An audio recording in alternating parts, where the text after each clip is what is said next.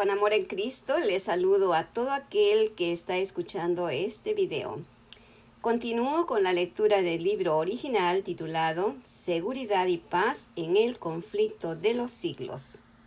Sigo leyendo la introducción de este libro en la página número 9. El Espíritu no fue dado ni puede jamás ser otorgado para invalidar la Biblia, pues las Escrituras declaran explícitamente que la palabra de Dios es la regla por la cual toda enseñanza y toda manifestación religiosa debe ser probada. El apóstol Juan dice: no creáis a todo espíritu, sino probad los espíritus si son de Dios, porque muchos falsos profetas han salido por el mundo.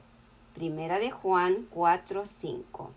Isaías declara: a la ley y al testimonio, si no dijeren conforme a esto, es porque no les ha amanecido. Isaías 8:20. Muchos cargos se han levantado contra la obra del Espíritu Santo por los errores de una clase de personas que, pretendiendo ser iluminadas por éste, aseguran no tener más necesidad de ser guiadas por la palabra de Dios. En realidad, están dominadas por impresiones que consideran como voz de Dios en el alma. Pero el espíritu que los dirige no es el Espíritu de Dios. El principio que induce a abandonar a impresiones y a descuidar las Santas Escrituras solo puede conducir a la confusión, al engaño y a la ruina. Solo sirve para fomentar los designios del maligno. Y como el ministerio del Espíritu Santo es de importancia vital para la Iglesia de Cristo, una de las tretas de Satanás consiste precisamente en arrojar oprobio sobre la obra del Espíritu por medio de los errores de los extremistas y fanáticos, y en hacer que el pueblo de Dios descuide esta fuente de fuerza que nuestro Señor nos ha asegurado. Según la palabra de Dios, el Espíritu Santo debía continuar su obra por todo el periodo de la dispensación cristiana. Durante las épocas en que las Escrituras tanto del Antiguo como del Nuevo Testamento eran entregadas a la circulación, el Espíritu Santo no dejó de comunicar luz a individualidades aisladas, amén de las revelaciones que debían ser incorporadas en las Sagradas Escrituras. La Biblia misma da cuenta de cómo, por intermedio del Espíritu Santo, ciertos hombres recibieron advertencias, censuras, consejos e instrucción que no se referían en nada a lo dado en las Escrituras. También habla de profetas que vivieron en diferentes épocas, pero sin hacer mención algunas de sus declaraciones. Asimismo, una vez cerrado el canon de las Escrituras, el Espíritu Santo debía llevar adelante su obra de esclarecimiento, de amonestación y consuelo en bien de los hijos de Dios. Jesús prometió a sus discípulos el Consolador, el Espíritu Santo, al cual el Padre enviará en mi nombre. Él os enseñará todas las cosas y os recordará todas las cosas que os he dicho. Cuando viniere aquel Espíritu de verdad, Él os guiará a toda verdad y os hará saber las cosas que han de venir. Juan 14:26, 16:13. Las Sagradas Escrituras enseñan claramente que estas promesas, lejos de ser limitadas a los días apostólicos, se extiende a la Iglesia de Cristo en todas las edades. El Salvador asegura a los discípulos: estoy con vosotros todos los días, hasta el fin del mundo. San Mateo 28:20.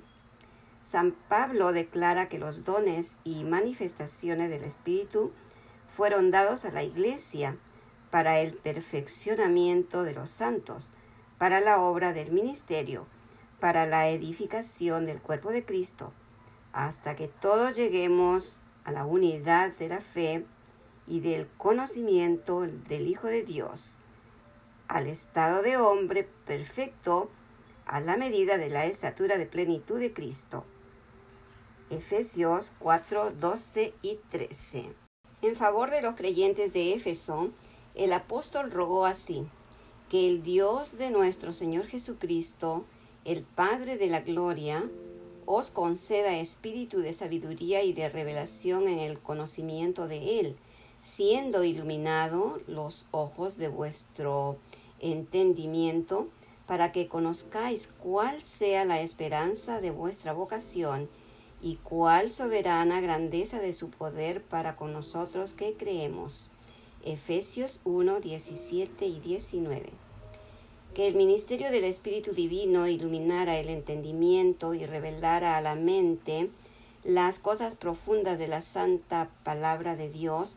Tal era la bendición que San Pablo pedía para la iglesia de Éfeso. Después de la maravillosa manifestación del Espíritu Santo, el día del Pentecostés, San Pedro exhortó al pueblo al arrepentimiento y a que se bautizara en el nombre de Cristo para la remisión de sus pecados, y dijo: recibiréis el don del Espíritu Santo, porque para vosotros es la promesa, y para vuestros hijos, y para todos los que están lejos, para cuando el Señor nuestro Dios llamare. Hechos 2, 38 y 39. El Señor anunció por boca del profeta Joel que una manifestación especial de su espíritu se realizaría en el tiempo que precedería inmediatamente a las escenas del gran día de Dios. Joel 2, 28. Esta profecía se cumplió parcialmente con el derramamiento del Espíritu Santo el día del Pentecostés, pero alcanzó su cumplimiento completo en las manifestaciones de la gracia divina que han de acompañar la obra final del Evangelio. El gran conflicto entre el bien y el mal aumentará en intensidad hasta la consumación de los tiempos. En todas las edades, la ira de Satanás se ha manifestado contra la Iglesia de Cristo, y Dios ha derramado su gracia y su espíritu sobre el pueblo para robustecerlo contra el poder del maligno. Cuando los apóstoles de Cristo estaban por llevar el Evangelio por el mundo entero y consignarlo por escrito para provecho de todos los siglos venideros, fueron dotados especialmente con la luz del Espíritu. Pero a medida que la Iglesia se va acercando a su liberación final, Satanás obrará con mayor poder. Descenderá teniendo grande ira, sabiendo que tiene poco tiempo. Apocalipsis 12:12. Obrará con grande potencia y señales y milagros mentirosos. Segunda de Tesalonicenses 2:9. Por espacio de 6,000 años, esa inteligencia maestra, después de haber sido la más alta entre los ángeles de Dios, no ha servido más que para el engaño y la ruina. Y en el conflicto final se emplearán contra el pueblo de Dios todos los recursos de la habilidad y sutileza satánica y toda la crueldad desarrollada en esas luchas seculares. Durante ese tiempo de peligro, los discípulos de Cristo tienen que dar al mundo la amonestación del segundo advenimiento del Señor, y un pueblo ha de ser preparado sin mácula y sin reprensión para comparecer ante Él a su venida. Segunda de Pedro 3:14. Entonces, el derramamiento especial de la gracia y el poder divino no será menos necesario a la Iglesia que en los días apostólicos. Mediante la iluminación del Espíritu Santo, las escenas de la lucha secular entre el bien y el mal fueron reveladas a quienes escribe estas páginas. En una y otra ocasión se me permitió contemplar las peripecias de la gran lucha secular entre Cristo, príncipe de la vida, autor de nuestra salvación, y Satanás, príncipe del mal, autor del pecado y primer transgresor de la santa ley de Dios. La enemistad de Satanás contra Cristo se ensañó con los discípulos del Salvador. En toda la historia puede echarse de ver el mismo odio a los principios de la ley de Dios, la misma política de engaño mediante la cual se hace aparecer el error como si fuera la verdad, se hace que las leyes humanas sustituyan las leyes de Dios y se induce a los hombres a adorar las criaturas antes que al Creador. Los esfuerzos de Satanás para desfigurar el carácter de Dios, para dar a los hombres un concepto falso del Creador y hacer que le consideren como temor y odio más bien que con amor, sus esfuerzos para suprimir la ley de Dios y hacer creer al pueblo que no está sujeto a las exigencias de ella, sus persecuciones dirigidas contra los que se atreven a resistir sus engaños, han seguido con rigor implacable.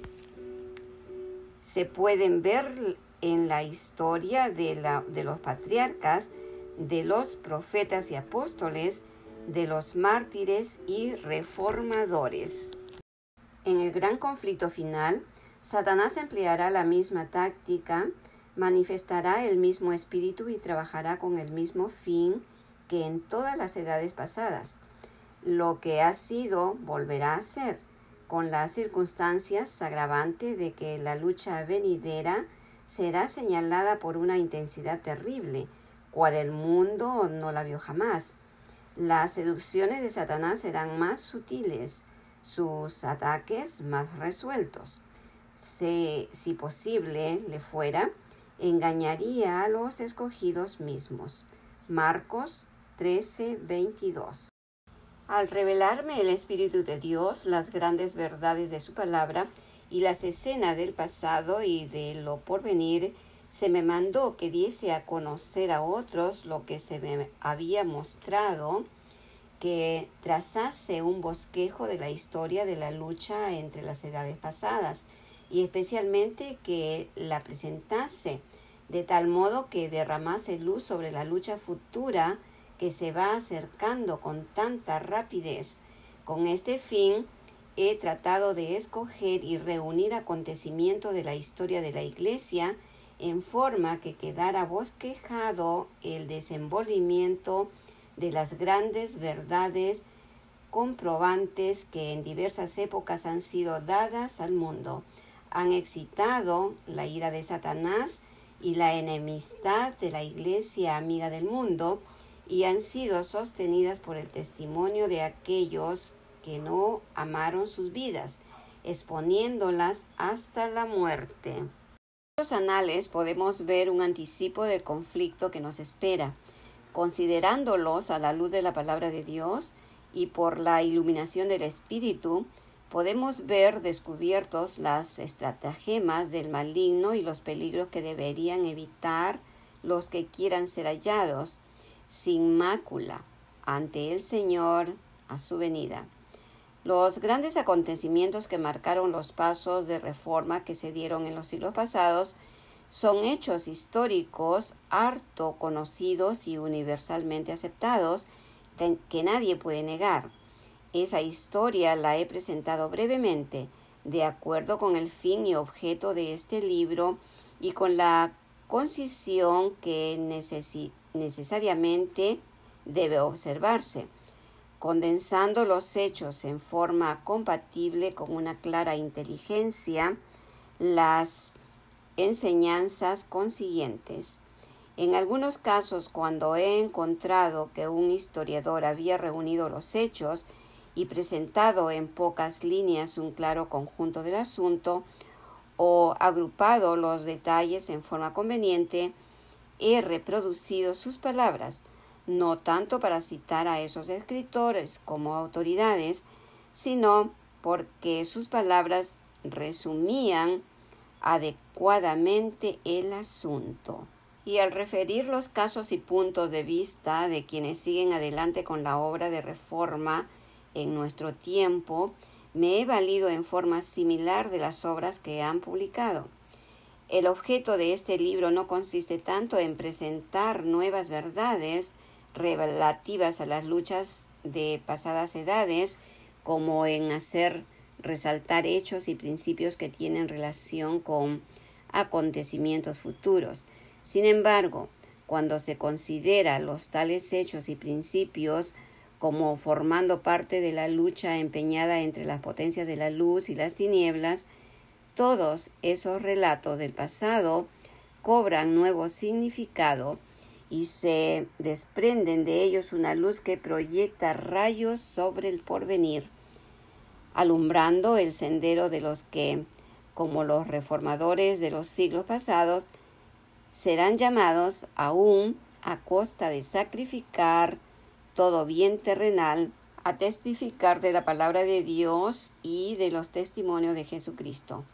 Desarrollar las escenas de la gran lucha entre la verdad y el error, descubrir las tretas de Satanás y los medios de resistirle con éxito, presentar una solución satisfactoria del problema del mal, derramando luz sobre el origen y el fin del pecado en forma tal que la justicia y benevolencia de Dios en sus relaciones con sus criaturas queden plenamente manifestadas y hacer patente el carácter sagrado e inmutable de su ley. Tal es el objeto de esta obra. Que por su influencia muchos se libren del poder de las tinieblas y sean hechos aptos para participar de la suerte de los santos en luz, para la gloria de aquel que nos amó y se dio a sí mismo por nosotros. Tal es la ferviente oración de la autora. Elena G. de White. Capítulo 1. El destino del mundo predicho. Oh, si también tú conocieses, a lo menos en este tu día, lo que toca a tu paz, mas ahora está encubierto de tus ojos, porque vendrán días sobre ti que tus enemigos te cercarán con baluarte y te pondrán cerco, y de todas partes te pondrán en estrecho y te derribarán a tierra y a tus hijos dentro de ti, y no dejarán sobre ti piedra sobre piedra, por cuanto no conociste el tiempo de tu visitación. Lucas 19, 42 al 44. Desde lo alto del monte de los olivos miraba Jesús a Jerusalén, que ofrecía a sus ojos un cuadro de hermosura y de paz. Era tiempo de Pascua, y de todas las regiones del orbe los hijos de Jacob se habían reunido para celebrar la gran fiesta nacional. De entre viñedos y jardines, como de entre las verdes laderas, donde se veían esparcidas las tiendas de los peregrinos, elevábanse las colinas con sus terrazas, los airosos palacios y los soberbios baluartes de la capital israelita. La hija de Sión parecía decir en su orgullo: estoy sentada, reina, y nunca veré el duelo, porque siendo amada, como lo era, creía estar segura de merecer aún los favores del cielo, como en los tiempos antiguos cuando el poeta rey cantaba: hermosa provincia, el gozo de toda la tierra es el nombre de Sión, la ciudad del gran rey. Salmos 48:2.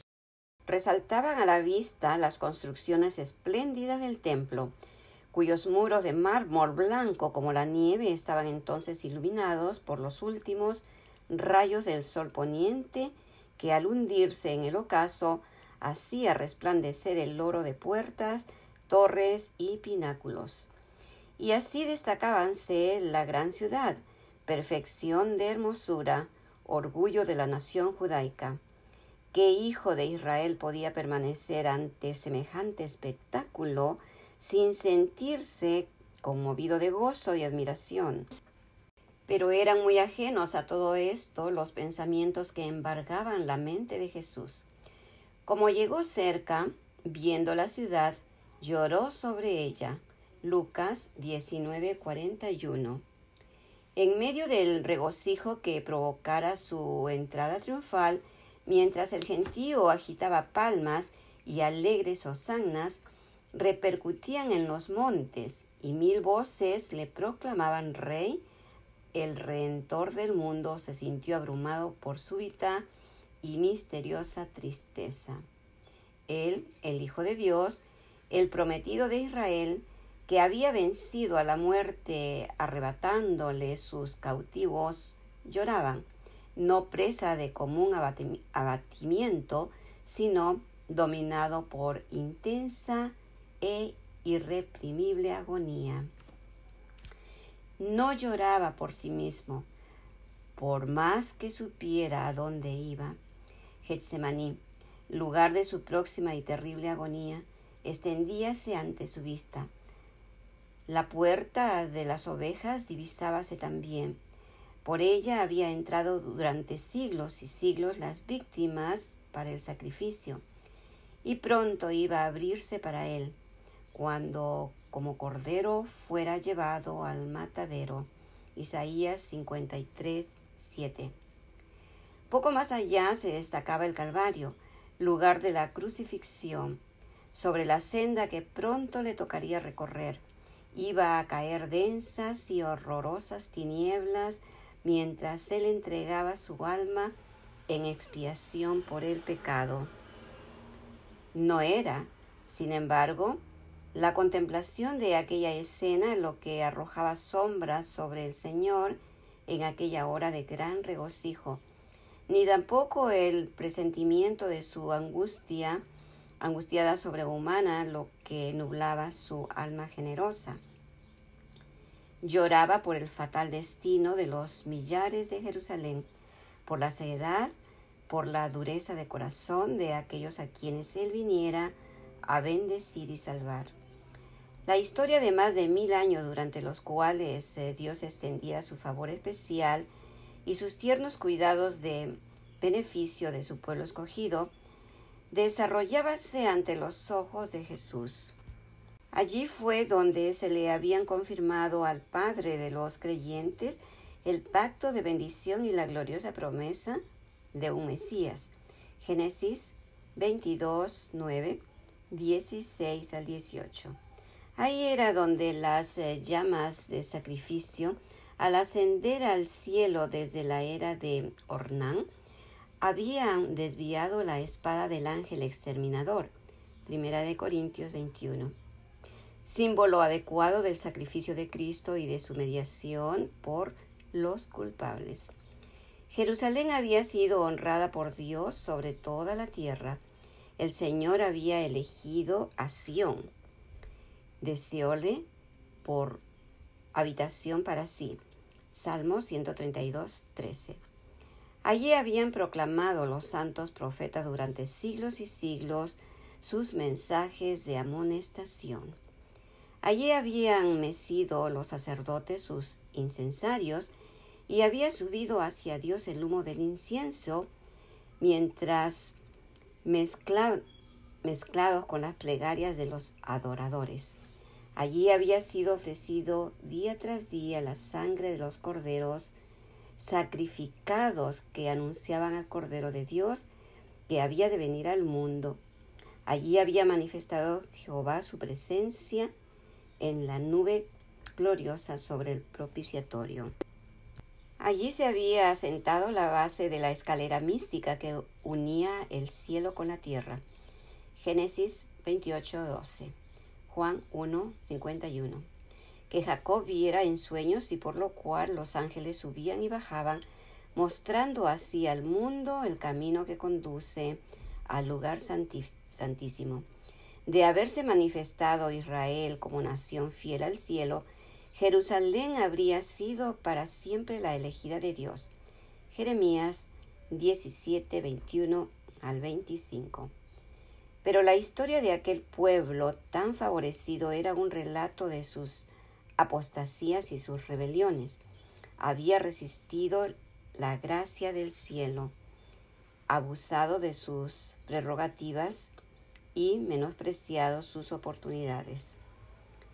A pesar de que los hijos de Israel hacían escarnio de los mensajeros de Dios y menospreciaban sus palabras, burlándose de sus profetas, segunda de Crónicas 36, 16.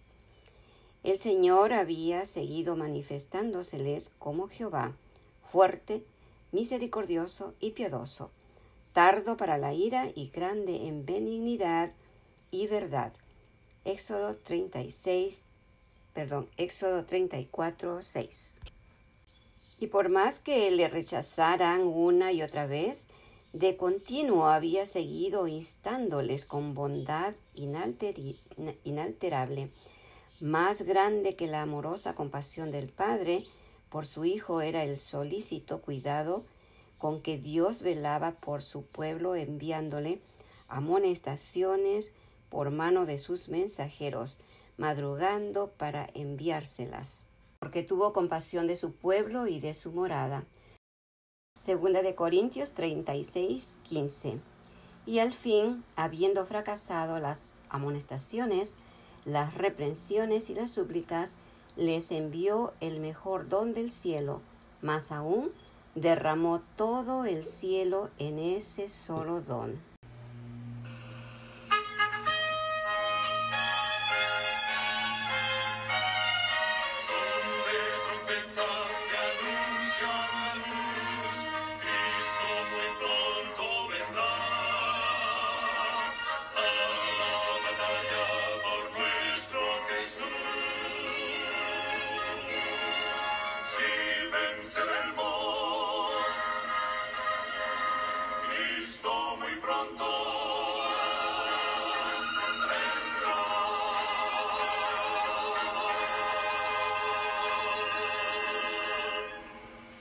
Amén.